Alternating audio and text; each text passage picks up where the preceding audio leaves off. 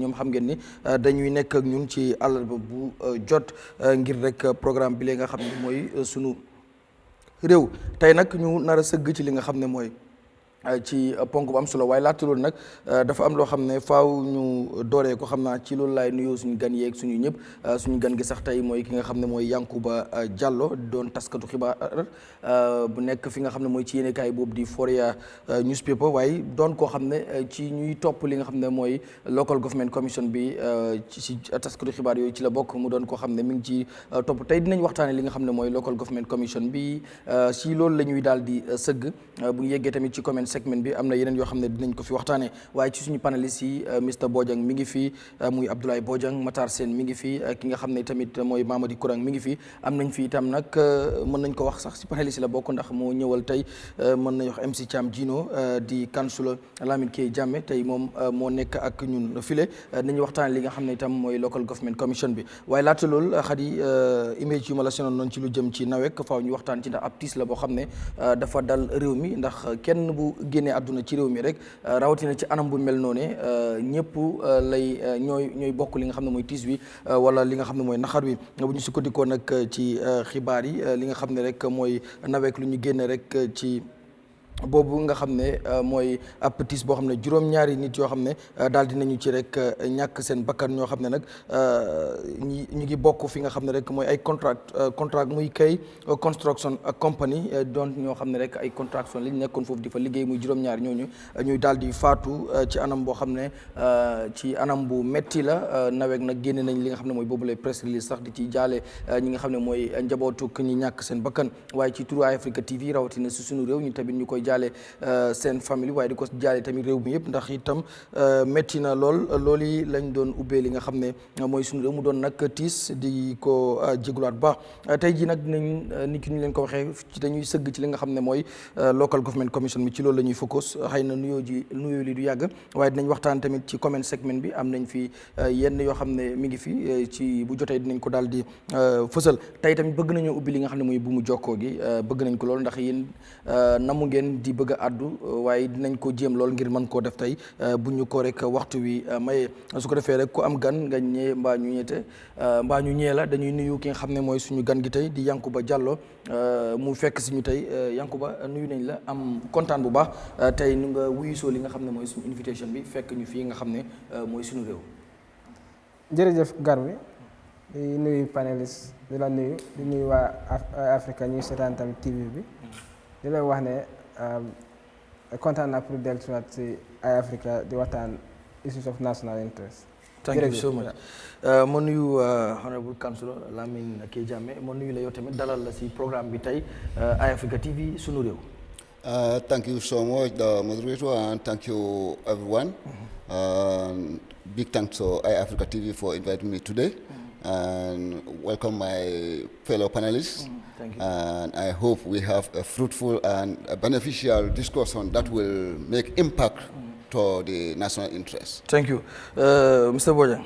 jërëjëf ñu ngeen nuyu ñëpp Garmi welcome suñu gan bi ak suñu new panelist bi comme niñ ko waxee rek ñu ngeen ñaan we have a very fruitful discussion di tamit wax ñu nekk Costa di def good job booy yi nga xam ne dañoo bàyyi seen koñ ñëw si garage bi xim ataya pour gars yi bu ñu mun a sàcca yooyu noonu ñoom Lamine Dias yi ñoom Ablaye noonu ñëpp ñu ngi leen a nuyu liggéey bi baax na in fact police officer sax ñu ngi ñuy join ñu nga xam ne dañu wàcca am na ñuy ñëw jënd ataya toog foofu léegi pour booy de so lii la daal thank you loolu am na solo loolu di leen nuyu tamit di leen wax ne leen good job noonu la Matar.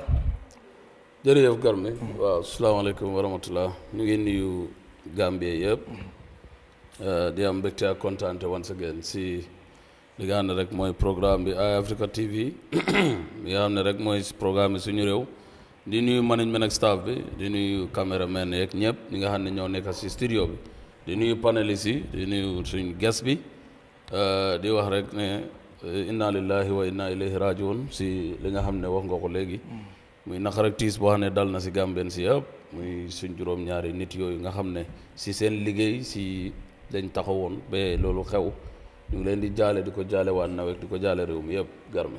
jërëjëf Mr Kurang.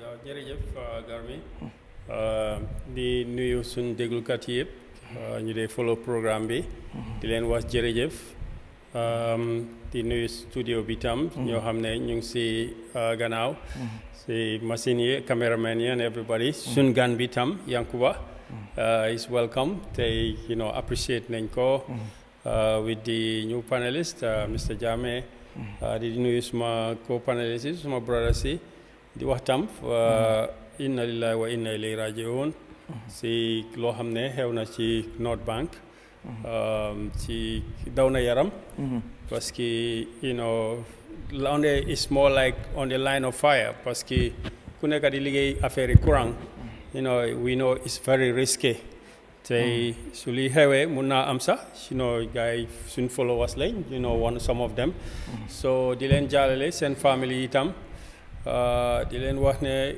sigil leen ko and tey xam naa ne dinañ try def lu nekka fu mu nekka ni amaanguñ facts yi what happen waaye xam naa beneen show maybe dinañ ko waxtaan thank you mi ngoog ni ki ñu ko waxee rek nañu ñëw straight ci point bi tey suñu ges lañ koy dooree muy Yankuba Diallo am ñu ñu gën koo xam wala sax di ko woowee stay blanche xam naa kon bu ñu ko amee tey fii dina am solo dañuy ñëw tey ci local government commission bi muy benn kuréel boo xam ne moom lañ teg ngir mu saytu wala lu ñutu li nga xam ne mooy doxalinu nguur yu suufe yi bi ñu ko taxawalee ñu bari dañu doon ŋàññi li nga xam ne mooy timing bi wala ci waxtu ñu ko bëggoon a taxawalee wala ñu siwaloon ko ñu bari jàpp ne political witch hunt la maanaam dañ ko samp ngir am ñoo xam ne ñoom lañ bëgg a éliminer wala am ñoo xam ne ñoom lañ bëgg a taxal wax ji coow li bari woon na ba sax laata muy door fekk na li nga xam ne mooy mayoral wala sa chairman si élection yi mu jàll waaye teewul ba tey coow li bari na ci gis nañ tamit door nañ ko ñu ci bari dem nañ daal di testify first of all balaa ñuy ñëw ci biir ndax tey tamit am lu ñu mën a leeral ba tey mu ngee dem maanaam di local government commission is still going duñ dugg ci biir a biir waaye li nga xam ne jot nañ ci dinañ am yenn yoo xam ne dañ ci laal waaye dafa am loo xam ne mbiru yoon la te yoon dafa sew te comme mu ngee dem te wéyugul am na yu bëree bëri yoo xam ne duñ ci àddu waaye du ñàkk itam am yoo xam ne dinañ ci waxtaanee Yankuba tey ji yow mi nga xam ne yaa ngi koy topp laata ñuy ñëw ci biir wala ci yenn yi nga xam ne dañ ko waxtaanee ak yow bi ñu ko sampee ñu bëri ñu doon wax political witch hunt la ñu bëri ci askan wi noonu lañ ko jàppee woon ndax jàpp ne dafa am yenn ci council yi wala yenn ci council yoo xam ne nguur gi daf ko ñàkk wala daf ko bëggoon a yor ba ñu jàpp ne bañ taxawlee dis local government commission wax ci bëri woon na ñu bëri ko léegi tey ji ban analyse jàngat nga xam ne di nga ko def ci loolu.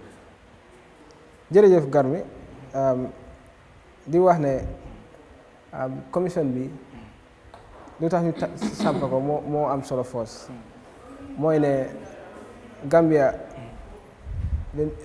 dañ yàgg a am local government councils te ñoom dañ lañ jox fonction boo xamante ne ñu ne nañ dem uti koom-koom ñëw jël lu ñu am foofu 60% bi ñu dugal ko si nit ñi te soo xoolee région bu nekk Gambia fii wala municipalité bu nekk wala city council soo xoolee depuis colonialisme ba léegi amuñ audit lu ma la wax systems audit wala lu ñuy wax review simple review amuñ ko kon su fekkee dañ taxaw nguur bi xelaat ne nañ def review ñu xool luy dox si council si wàllu ñaari fànn benn bi mooy financial ak benn bi mooy administrative operatives kon loolu su amee rek kon ku nekk dafa war a interest pour xam because ñu bari ñu ngi amoon mind ne council si amuñ xaalis council ba léegi soo leen waxee sax dinañ la wax ne amuñ xaalis waaye lu génn xam naa ne Gambie bu ko seetaan rek sa xel bi dafay dal ne nga xam ne yes lii ay millions yi la ñoo wax because démba rek witness bi mu ngi wax ne KMC ñu ngi am over 100 million outstanding debt yoo xamante ne collecté ko $100 million loolu anga loolu dafa bëri loolu loo xam ne dafa ndaw waaye the idea of pour tontu la the idea of witch hunt man nu ma ko gisee mooy ne it rests in the minds exists in reality it rests in the mind of those who have it ñu ko amee waaye the reality is liggéey buñ commission bi nekk di def nii dafa leer ku nekk di liggéey si council si starting from the revenue collectors nga ñëw si those working in the offices in fact ñu nekk si kaw sax laajte wu ngaay soo ñëwee si timing bi tamit commission bi bu ma door lu bëri xew na am na ñu bëggoon sax commission bi taxaw bëgguñ mu am na ñu dem ba court yóbbu some of the commissioners ñu ne they are politicians or executive members or members of other political parties ñu dem court waaye succeeding waaye buñ succeeding appeal amut kon dafa wone ne yaakaar naa ne d'accord nañ ak court judgment bi commission bi door ñu starté ko fan Basse naka lañ ko starté ñu ngi wax revenue collector yow a reasonable person nit ko xamante ne bëgg nga dëkk bi dama bëgg nga understand loolu ku bëgg a dëkk bi yow yaa ngi accuse nguuru mag bi ne mooy central government ne ñoom ñu ngi lekk xaalis lu ñu nekk di receive ñu ngi jël loan nekk du dem fenn kenn gisul lu ñoo liggéey waaye tamit sax the same mind boo amee noonu local councils yi ñoom tam ñu ngi def the same ñu ngi def revenue collection from the people from businesses from many other even rent dañ ko lay am te xaalis boobu ñu ne 60% bi dafa war a ñëw si yow te revenue collector bi nga xelaat ne revenue collector yi jël xaalis dugal ko si soxlaam kon loolu dafa war a soxla ku nekk kon su fekkee am nga councils ndax councils yi they are fit for purpose lu tax nekkoon di def lu ñu war a def te lu gën a garaw tamit lu gën a garaw ma yóbbu la Brikama area council rek ma jox la exemple boo xamante ne du ma dugga si findings yi waaye lu ma la wax comme evidence boo xamante ne génne ñëpp déggal nañ ko loolu moo tax maa ngi koo wax Brikama area council am na geology funds ay millions yu bëri ñoo ñëw te funds yooyu dafa war a ñëw si communities yooyu di leen jàppale si seen wàllu jafe-jafe yi nii waaye xaalis boobu noonu ñu ngi koy jéem di koy fayee bor xaalis bi du dee dem si communities yooyu ay millions kon ku nekk dafa war a xalaat ne xaalis bi fu moo dem ak lu mooy jur moo gën a am solo ndax xaalis bu nekk di dem si area council bi fu mooy dem ak area council naka lañ nekk di defee seen appointments yi naka lañ nekk defee seen contracts yi naka la ñoo defee seen procurement mooy naka la ñoo defee seen jënd ak yooyu noonu waa jëndantu bagage ak anything lu ñoo def yëpp ak yooyu yëpp dafa war a soxla Gambie mu nekk pour xam ko so wiccoon amu si lii te ñu nekk di wax wiccoon njiit yi kenn ñëwut ñu nekk di liggéey council staff yi ñoo nekk di ñëw ak councilors yoo xamante ne they have been mentioned 1 or 2 ways ñu ñëw ñu wax ñu laajte la nga wax loo wax nga dem kon man gisuma wiccoon si commission gisoo ok damay ñëwaat si yow Lamine K Jammeh ban analyse ngay def si loolu because am na ñu bëri ñuy wax ne like kan boo gisee ñu taxaw local government commission bi c'est political witch hunt am na ñu bëri ñu ko am na itam ñuy jàpp ne ak révélation yu ñu gis ni ñu bëri ñu ko wax ñu jàpp ne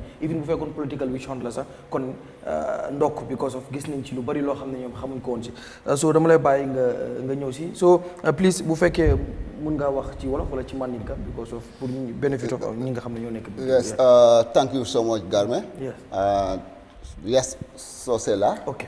te suma soose moo gën a set. waaye dinaa try ma laka wolof tuuti ma. No problem, you can mix and I can mix. Yes. So thank you so much our special guest. Yes. Nakala sa. Yankuba. Thanks for your breakdown. But to be honest, this is a commission and it's ongoing as you said. Yes.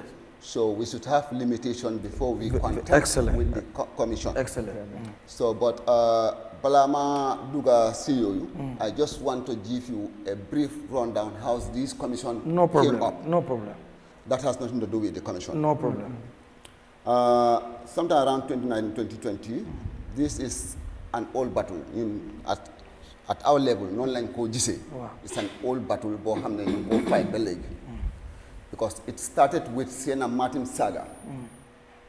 Buhewe, we reported Senab's matter to fraud squad in Banjul. And we suspend Senabu, send her on administrative leave. When she was called to the Banjul headquarters at fraud squad, that was the end of the show. We don't hear from the police. They don't give us any report of their findings. After some time, the minister said he is going to handle it. Then Musa Drani, he sent in inspectors to the council. They spent a number of days there. After their findings, they went. They never shared the report with the council. We don't know what the outcome of their findings were. And those inspectors were selected by the minister himself, some from the ministry, some from the national audit. So when the matter of setting, because that inspector's report doesn't go well with the minister. So when the matter of setting a commission for the council, ministerial commission for KMC, that's where we challenge it at the court, that is not within his mandate. Okay? So we challenge it at the court. At that court, they demand the report of that finding at the court, at the High Court. So we won that case, that the minister doesn't have those powers to set a ministerial commission for KMC. Now, if I will help, Yeah. 1 second. Yes, if you want to observe. Yeah. Court did not say minister does not have the power. Case bomb, the Marco cover. Okay. I covered the case from the start to the end. Do you have this method? The method boom use more jaded. This is what I mean. I'll come. Okay. I think it's better. Michael, allow him to do it. I will give you time. Maybe so. I will advise. Yeah, but please, if you can speak in Mandinka or in Wolof. Yeah. So you go ahead. Yes. Bring Minister Kabe commission lola. Tata challenge at the court. Or court KMC are win. So mbeje eko interim management. No Samba court, because that interim management is going to be another witch hunt. Because Nakata, within that period, they will go and come and set a big allegation against council, even if they are not true. We are politicians. We have to be politically minded. So that's how we think. So we challenge it because we said if the president is elected for 5 years, you serve your term of 5 years till the end. If a parliamentarian is elected for 5 years, you serve till the end of your 5 years. Why the local councils are suspended for 6 months to go and sit at home before another election? We said this is not in line, and we search in the constitution, in the local government act, in the finance and manual act. We haven't seen it anywhere. We just sit to read that, then this is a norm. So new challenge ko. New win. That's why this commission is set. Even the PS, Buba Sanyang, at his testimony, he said it. He said, because the minister failed in setting the, the ministerial commission, that's why this commission came. So that's how we take it. Okay. And that's how it is. For councils, how they earn their money and how they spend. Yes, this commission is very good. We really welcome it. And it's important for us to have checks and balances in all our institutions. We have nothing against it. But the timing, because the initial timing was shortly before the election. Why that time? And other councils has passed. Then Barrow was the president. We had the era of YANKUBA and others. Late. May Allah have his mercy. Why don't they call commission for those times? 2, they said they're going to set a commission from 2018, exactly our time, to 2021, January 30th, exactly the end of our term. So this is the target. So we've seen ourselves as a target. And we at KMC, we know we are the main source of this commission, because all the other councils were caught in crossfire. Let me tell you this. Basse, Brikama, and all others were caught in a crossfire. The fight is between council and the ministry. That's what brought this commission. Okay. All right. Mr. Boyan, comme Nico Lamke Jammeh waxe mom gis-gis bi ci am moy because of KMC ak issue bi ñu amone ak Seynabou Maty nga yoy mo trigger ñu taxawal ak ñeneen ño xamne sax even bu mom ño xamne ñu ngi wax loolu ne bu nekkutoon issue bi xew non ci mbiru government bi ak Seynabou Maty nak yu mel non li do am because of tamit lu ñuy wax tombé da fay waral ay gaaf so because biñu gisé loolu after mu happen gis nañ ñu taxawal commission bi anyway ban gis-gis nga ci am ñu bari ñom ñu dañ japp ne political witch hunt la te am na ñoo xam dañuy dañ la koy wax straight ne Talib Bensouda la government bi di xeex wala KMC. waaw jërëjëf foog naa bii waxtaan nañ ko it's a very long time. The same position la maintain. It's a win-win, it's a lose-lose. This commission is just that. At the time, I have said it. Man, personally, if you go to the records, I did not say it is a witch hunt. Okay. All I said was, the timing is somewhat something that's nit munna helam munna si ñaaw. But I know you will have those winning and you will have those losing. And that is going to be both MPP and UDP. That I have said. And that is my stance. But you see, the argument that UDP was giving and other people is the argument that I align myself with. Which is, Bo Hole Commission, the history is, am na ku defoon dara wala am na lu xewoon KMC trigger investigations. Then they want to widen it to make sure they don't only catch one fish, but they have a good catch, which in effect, if not intention, would tarnish the candidacy of Talib or his political image. That is the fact. Okay, but it may not necessarily be okay, it is a witch hunt. And I have said earlier on, and that's what is happening. If it is also a witch hunt, believe it or not, this witch hunt is going to affect both UDP and NPP. And I would agree with this assessment. That's why I love that it's a crossfire. They are caught in the crossfire. Because those are the things that we see, and that is the optic. But at the end of the day, man, personally, from day one, Gisele Mokone is a political witch hunt. Gambians, community is very important, and I agree with the guests on that matter. You see, we deserve to know what goes in and out of our government institutions, whether it is central or local. If there were not many, if there are any reviews or audits or commissions of this widespread implication, we welcome them to come so that we know. And this will teach people, politicians like me and any other individual, that even if you do something, maybe earlier in your political career, a time would come when people it will haunt you. And we have seen this. But as you say, I don't believe it's a political witch hunt.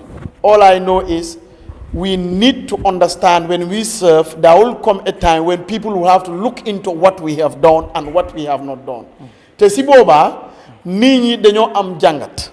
Okay, li hewon na next time man duma def ni, next time duma def na.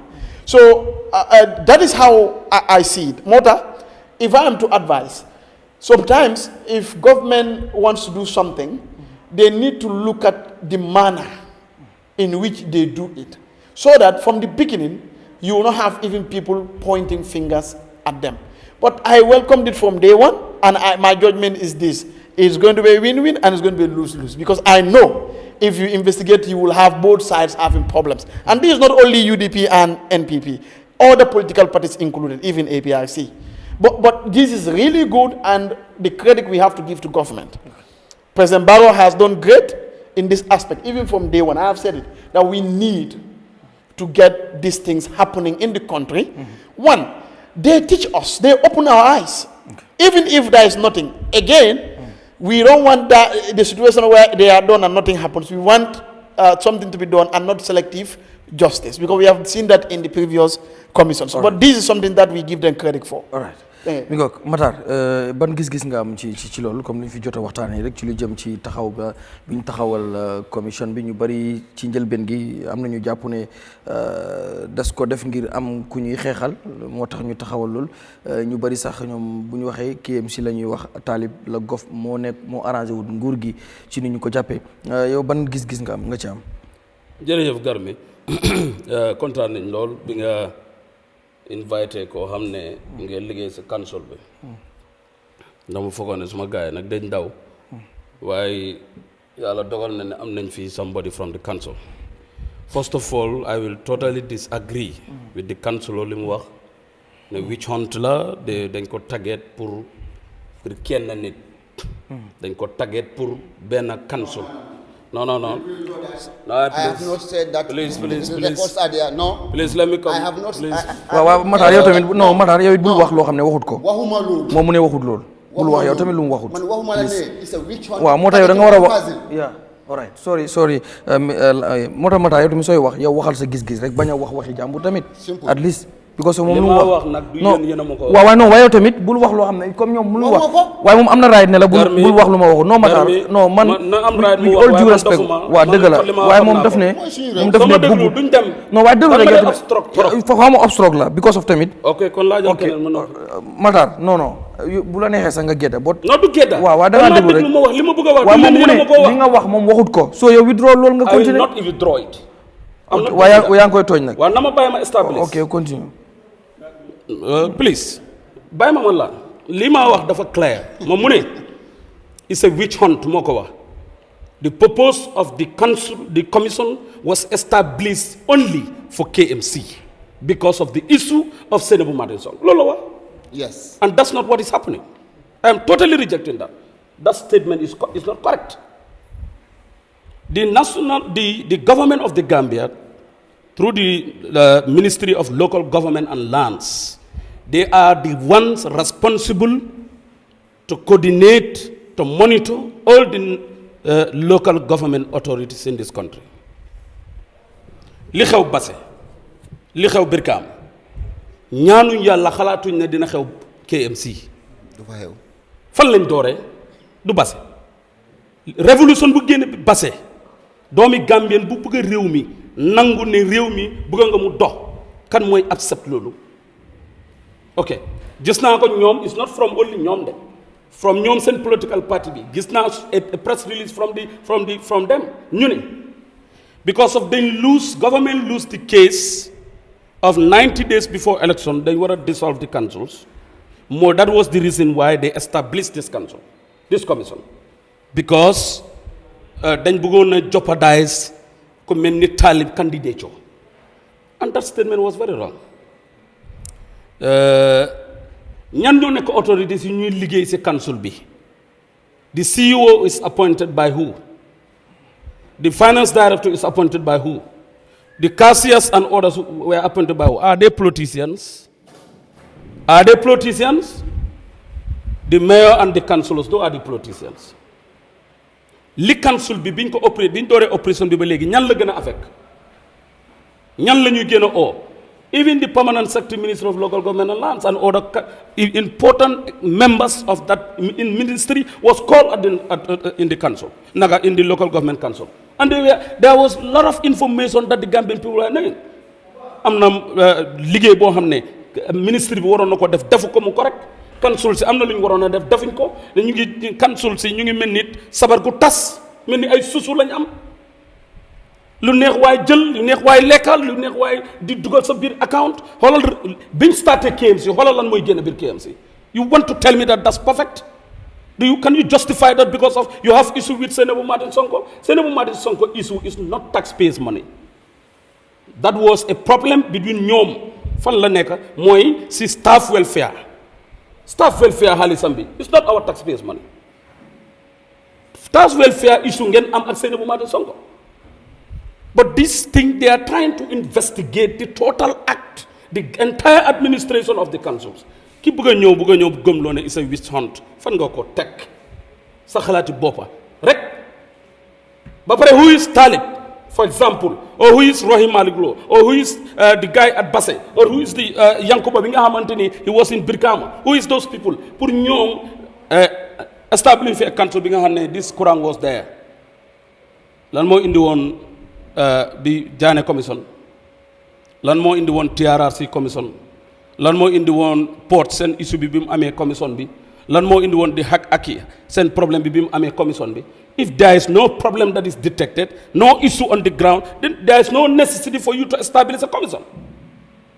But if there are issues and evidence that are already in the table of the Ministry of Local Government, why not establishing a commission to investigate what is happening? This is a country that we all belong to. It's not about witch hunting. Problem mooy tax problème jokk problème mooy tax nga indi nga establish problème mooy tax nga dem police problème mooy tax ñu arrest la problème mooy tax nga dem court. No. The problem was they were. Come on, just continue listening. At the beginning, you want to distract. I said you cannot. Let's just establish. So buggee wax nga wax man ma ne. Issue Seynabou Martin Sonko da ngeen ko yóbbu to the court. You went through the process. But dafa am loo xam ne moomu leen ko. Lu tax ngeen jël ko Why suspending somebody? Why letting the Kogu do ñëwaat ci liggéeyam? Why closing his office? Why? And you know appoint? Come on, Councillor, please. Councillor, please. Listen to my parents. The CEO is under the control and direction of the council. No. But you are not the person that appointed him. Sorry. It was not appointed by the council. It's better you understand. Come on. I don't need to understand. I understand. You don't know. You're talking about something you know nothing about. Okay. I will give you time so that you can respond to it. What I'm trying to say is, Senator Martin Sonko was a CEO appointed by another institution or Nakalaturati committee. That was not KMC. If you want to punish the lady, it has a procedure. If you fail in your procedure, then the government have to come in and regularize it. That was what happened. Sulen febo mo am, sulen febo mo am. Ken do layal Senator Martin Sonko whether dafa jël bribe, whether dafa def something wrong. Nobody is going to back her. But the process that you people did it was wrong. There are other foul places happen. Government step in. Ngeen du ñëw office am, ngeen tëj office am. Ngeen la ngeen ko suspend. Fay di ko fay do leen ko fay for example, mu ngi toog ci këram, mu ngi receive salary for example, wala receive salary. There were procedures that was wrong. Man mané Commission of Inquiry, the local government commission was not established for any purpose for any individual. Okay. It was established to investigate issues that is surrounding the country. Right. Because it was not only there. I can fully remember. There were issues that happens and is in the table. Table minister. Ana chairman bu fa nekkon bu dem tukki mu dem tok Europe baña ñew. Look at what happened in Basse. Ñu melni ususu lañ amé. Personal accounts di dugal di génné. Nga bëgg rombal lolu yépp bëgg ñëw rek base the entire commission in one person, one council. Is that fair enough? Who is that person? I don't think that statement bi ñoo wax ñoom te di ko continuer. I mean, staff has oversight on the councils. It's very important. The taxpayers supposed to know. But if it is important now, why are you questioning the taxpayers supposed to know where their monies are going to? If you think it's important, why questioning the integrity? Why are you telling me that it's a which one? Before you said you're going to serve an oversight on me, are you even doing your part? That is not important. The government is supposed to contribute 25% what of is the wrong development is wrong. budget That of is every council in this country. The 25% is for development fund. What development did you do? If Which project do you establish in this country? The 25% then is you for are not development fund. living in this municipality. Every blind man in this municipality knows we are doing well. Come on. Because even in Balit, you are benefiting from it. The 25% subvention, it's a mandatory. It's in the constitution, it's in law. It's for what? It's for development budget. Which development do you do in this country? If it doesn't come, how will you do it? 0% Are we going to do it with our hands? 0% development. All right. Honorable, you don't want to see it because we are blind to see it. All right, I will come back to you, Honorable Yahya Jammeh. Ma ñëw si Mr. Krang just comme niñ ko starté rek tay local government commission bi si loolu lañu focus but duñ dugg ci biir comme niñ ko waxé because of it is still ongoing te mbiru yoon la bëgguñu def dara lo xamné da fay xëtt yoon waye tamit du ñak yenn révélation yi nga xamné mom tuddu nañ ko après li nga xamné it is obvious nit ñi dégg nañ ko du ñak dinañ ci mëna waxtaan waye biñ koy tambali yag na légui tay amna ay months yo xamné biñ ko starté ak légui ñi ñangi wax bot teewul ba tey sax am nañu jàpp ne dafa am lu tax ñu samp ko yow ban gis-gis nga am ci loolu. Well, commission comme ci jaane commission bi suma chairman bi Surahata daf ma dee wax ne Alaaji, a commission is a quasi judicial process. It's got dafa am loo xam ne si dafa dem comme court. Why so ne quasi dafa include some elements yoo xam ne is not judicial because we know it's set up through a political process and the commission dafa yàgga in Gambia. 1901 so called the act to establish a commission by the powers to establish a commission by the president is since 1901, more than 120 years. Yeah, of course, I agree with Matar. A commission comes because there is something happen. You don't just, it's not an audit where you say it's an annual process every year, every 5 years, or every 6 months. No. That's an audit. That goes on, we know. But a commission comes because there is something, and the law gives special powers to the president to, on his judgment, that this situation needs a public, judicial, right, transparent process, fact-finding process. Then he initiates it. That's his judgment. And the law does not give us the privilege to question or to stop that judgment of the president. So he does that judgment. For example, if you say 7 people died because a Nawek pole was electrocuted, the president can set up a commission to investigate because there is something that happened. So at the beginning, YANKUBA definitely our guest helped now you because a commission tam balanga wa commission bi pour la there is what they call terms of reference, TOR. So the TOR according to the Commissions Act, commission boko established president to go establish the fa joxe TOR, terms of reference. They fogna sun guest be the terms of reference that we are dealing with right now is both financial and administrative, and is overall for all the commissions. So I mean, I will be just speculative to say that it is for one individual or a group of individuals. I look at the terms of reference. That's what the law say, right? And I stick to the terms of reference as what is being investigated. Yeah, it's good that we cannot go into the facts because an investigation the merits of the case, because fact-finding stages la. Understand? So commission be them set up, they decide who they want to call.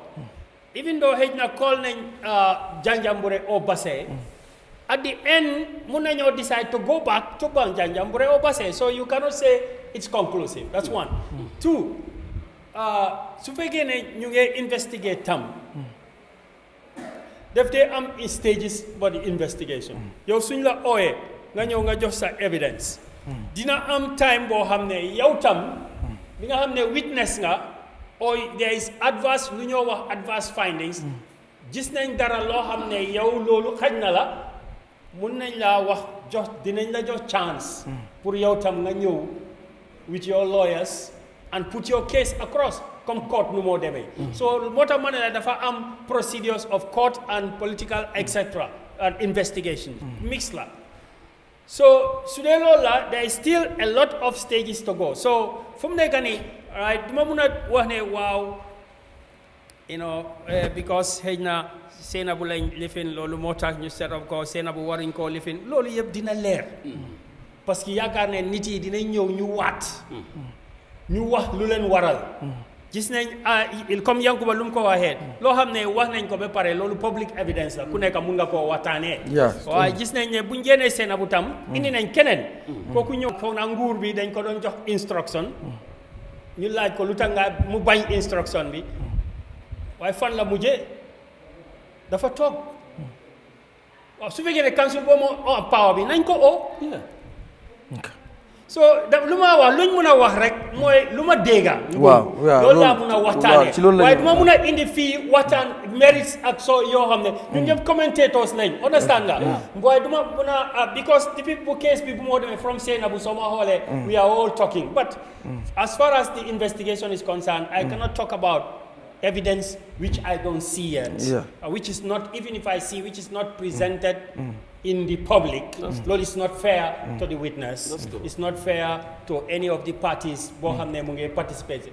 But the evidence which is there before, to accurately quote it, there's nothing wrong with that. But it's a fact. All right. Okay. It's inconsistent with the constitution. Don't law. Muslim lobby. Why when it's inconsistent? Lo mo tax mi génné ko lo bo mom leer na pour mu leer second exactly yeah but the constitution supersedes every law so when we go by the constitution it's not there so No, yeah, So that's why the Supreme that's Court the reasoning of the put it Supreme down. Court. So secondly, so there is the issue of Senator Martin and KMC and the Commission. This Senator Martin issue boy wahni. So si hame dara, I believe you should appear before the Commission because that issue will be investigated. Xam naa ne boobu dinañ ko investigate. Senator Martin dinañoo toog ak ñu xam dara yëpp foofu because laajte na am na some of the witnesses sax. In fact, it's a public knowledge. One and what triggered the Senator Martin issue because the deputy mayor was caught or was recorded soliciting bribes. It's a public record. Evidence. And was published. Newspaper deputy mayor like tie di solicit bribe mooy ne di ut la xamante ne xaalis la xamante ne jaarut bu nga ko recordé according to the witness mu ne mayor bi was out of the country waaye bu mu ñëwee Senator Martin daf ko playal audio mayor mu ne ko ne bul play audio bii bul bàyyi mu dem because soo ko bàyyee mun na it will be detrimental to their political career. That is very clear. You see that boy that appeared and said that. No. We don't expect anything better. I will give you time to respond, Honorable. I'll just allow him. Hang on, you have to know the genesis. I'll come to this man's win-win, whether it's going to be win for UDP. I don't agree with him on that. Anyway, so key when you record audio bi dafa leak. Yaakaar naa ne ku nekk ci social media bi déggul nga ko. That's true. Bu nga ko déggulee ba pare. Rift am diggante mayor bi ak CEO bi according to the witness waaye witness bi laa la wax de waaye loolu yëpp man lu ma doon génneel sax at the end nañ wait for the end seera bu dafaa ñëw mayor dafaa ñëw ñëpp ay dafa pour mu leer so bu nga ko yóbbu ne because it's a witch hunt from the ministry it's something that is triggered by the ministry no the ministry set up a ministerial commission. It's different from a commission established by the president. I want this to be clear. The constitution is very clear. Dr. Kodang wax na ko fi constitution of the Gambia section 200 dafa jox président bi doole sampa commission. Very well. So bu mu sampee commission wax na the intent of the commission mun naa la ko wax English pour ñëpp dégga mu ne the commission is established to review the administrative and financial operations of local government councils between May 2018 and January 2023. Key mu ngi wax timing. The timing is not necessary here. I don't believe in someone playing victim card. I don't believe in the victim card. For me, I'm seeing the Gambia. That's true. I don't see a victim card here like it's a target to any individual. Because look how much this is not time the commission spend how many months? They are gonna ngay xalaat revenue collector Basse mu jël revenue collection device mu deka moom si benn nekk 3 months te IT man ñëw na ñu ne mu ko daan jëfoo di lekk xaalis bi nga xool jigéen revenue collector bi di wax ba bugg a jooy mu ne su doon lu waa ñoom dañoo rey ñuy lekk seen xaalis doom yi waa Basse nga ñëw fii Mansa Konko nga dégg ni ñoo def seen procurement seen bohol si ñu def nga jël xaalis bu bëri nga dugal ko si bohol waaye bohol bi du jeex nit ñooñu amuñ ndox te lu tax ñu indi bohol bi pour jàppale nit ñi ndox loolu dafa am solo pour ñu bàyyi si xel a lot of projects are whether incomplete or complete because millions ñoo dugal foofu so every Gambian should be interested to know whether the projects are complete or not complete who were these people who awarded the contract how was the process ku nekk dafa war a interest the process should be very interesting démba rek witness bu ñëwoon foofu ñu laajte nañ ko Yahya Jammeh laajte nañ ko KMC ñi nga amee outstanding debt of $100 million nga mu ngi ko bëgg a pin to one witness maa ngi ko bëgg jox witness ba xamante ne I know is in the same booth let me put it that way they think the same let me put it that way that witness Yahya Jammeh dañ ko laajte they contracted 5 how do you call it 5 debt collection business companies they are entities that do Yahya Jammeh it was advertised on the newspaper while Demba the procurement officer mu ne loolu demut fenn mu ne it start with KMC and ends there and it was an initiative of the finance director demut fenn advertising ko fenn procurement officer can I observe you there Balama Romba about those debt collectors please no you will have time no, it's different on I want to go to this man because I feel that on the side of the if you want to allow him debt collection I'm the finance committee revenue committee chair of the council that emanates from my committee that every time when we ask for the financial report from the debt their projections they always bring in this debt. Since 2018, 200 million, 150 million, and so on. And most of those debts, they will say, is unidentified, unrecoverable, and so on. So I propose, or we propose at our committee meeting, that why not we look for independent people, because this debt has been there since before we came, and it's not collected. Every year it will be repeated. So now, if we have someone who will go collect this debt and give him a percentage of what he collects, because it's there and we cannot collect it. We cannot even identify them. So we take this recommendation and forward it to the contract committee. Okay. That's where my committee stops. And I understand the percentage given to those debt collectors, independent debt collectors, is 5% of every 100. So if you are having, and most of those debts are even now bad debt, because a debt more than 4, 5, 6, 7 years is a bad debt. Some of these debts are more than 10, 20 years. So we just fratu to pursuit nakala pamuna jene tuti. Okay. No. You should comment on the evidence that is public. So this is why I said it is very important to have a commission. You see, this is from both sides. At the council, we may think we are doing something that we feel is very correct. Whilst in the normal procedural way, there is an effect. Likewise, at the central government, it's all over. It's all over. All right. Yeah. So what the gentleman okay. said, he's commenting on evidence that we heard. Yes. And he's not And we also comment those evidence that is coming out. you are giving additional information. On what? On what you are saying was not public I'll information. expect the council to testify before the commission, because Luma Wahni. It's additional Additional. public So the information. I know 100 for sure. Most likely, I will be called to the commission. Okay. Yeah, Okay. Yeah, because I think you should hold your ideas. It's your guest that is bringing him up. And No. I observe. No, but I think also Mawdi Kurang Matar, you should allow him. It's not a guest. But if it's not a guest, but mom lu bëgg wax dañ ko bàyyi mom tim wax mu leen ko wax mom no ya bu hara waaw hara mom tam say moko may su ko defee nit ñi def ko moo tax dama laaj dul rek dama laaj kii ndax boy bu fekkee Yankuba daf ne bëggut dama ko stop waaye Yankuba dama ko laaj ndax ñu allow him mu ne ma yes okay so man lu ma doon expect su fekkee jógee ko na si finance committee ñu ne contract committee ne dañu bëgg ñoo xamante ñu war a dem collection debt lu ñu war a def bi mu fa you'll be surprised that many people Gambia fii ñoo xamante ne liggéey si council xamuñ financial manual soo leen laajte ñu ne we have never seen it audit report we have never seen it te yaa ngi jëfu ak xaalis waaye nañ dellu si issue bi rek mooy debt collectors yi pour mu leer debt collectors yi bu mu ñëwee si contract committee bi fu mu war a dem GPPA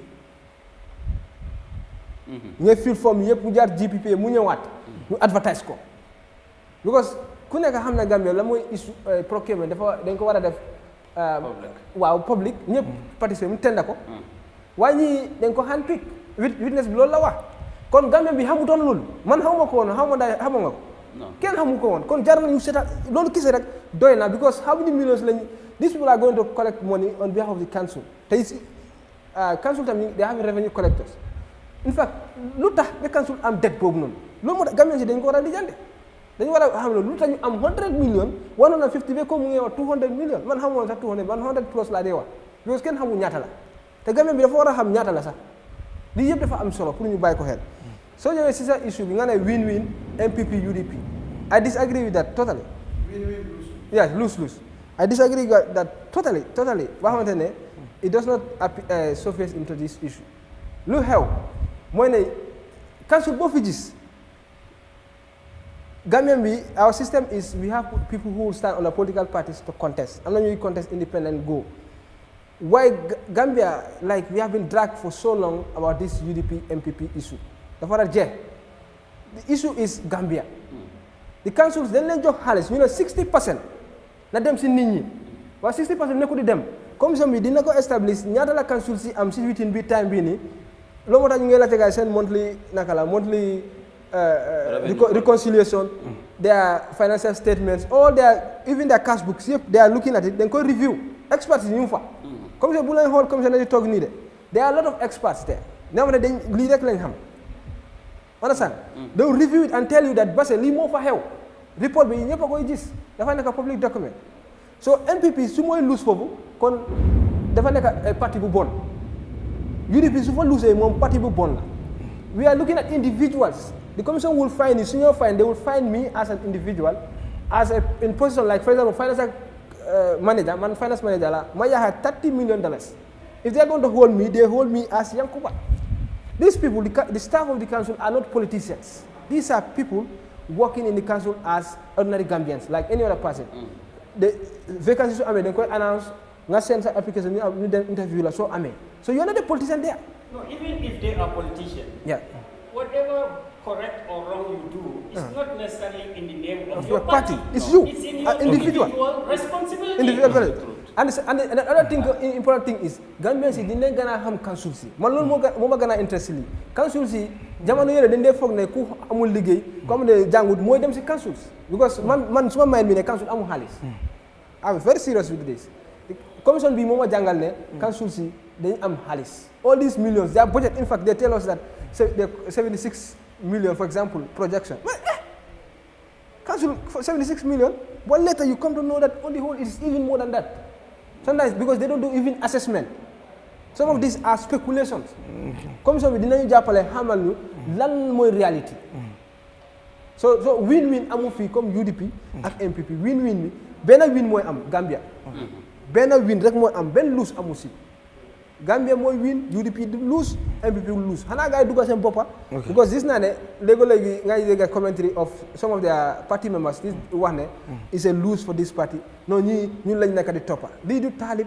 lii du Fodé Danjo ñëwaangut Talib ñëwaangut Sirifo Sonko ñëwaangut ak ñii all of these people none of them came council staff yi ñoo nekk di ñëw ak councilors ñoo xamante ne they are mentioned wala like for example Brikama Salibo Allowance bu ñu daan fee seen boppa dañuy xool ne financial manual bi amul financial moo teral naka ngay spend xaalis so financial manual bi lifin ko waa KMC sax génne na léegi KMC ñoom ñu ngi fee seen boppa ñu ko ooyee quality allowance ñoom ñu ko KMC sax def nañ ko xam nga Brikama moo génne KMC wax nañ ko it has appeared. So it means you know everything that this commission is coming with and even those. No. KMC, I said it's okay. I don't say it's coming.